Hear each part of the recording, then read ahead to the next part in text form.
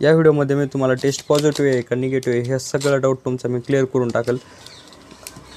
जर 2 रेषा आल्या तर टेस्ट तुमची पॉझिटिव्ह आहे, जर एकच रेषा आली तर टेस्ट तुमची निगेटिव्ह आहे। जर तुमचं सी वर लाईनला आलेले असेल आणि टी वर लाईन आली नसेल तर टेस्ट ही तुमची निगेटिव्ह आहे।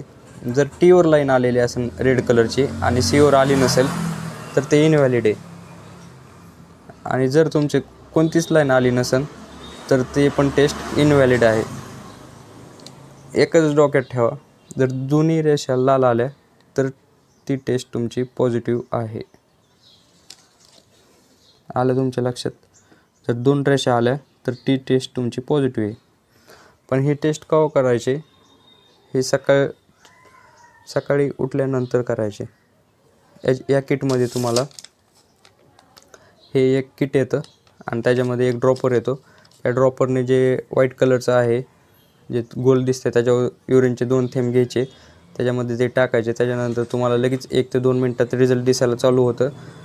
त्यात तुम्ही ओळखून घेऊ शकता। सकाळचाच रिझल्ट बेस्ट आहे। तुमची जी डेट आहे तुमची पिरियडची त्याच्यानंतर 5 ते 6 दिवसांनी लगेच चेक करायचं आहे। त्याच्यानंतर तुम्ही वेळ लावला तर ती टेस्ट काही इनकरेक्ट येते, एवढी काही व्हॅलिड येत नाही।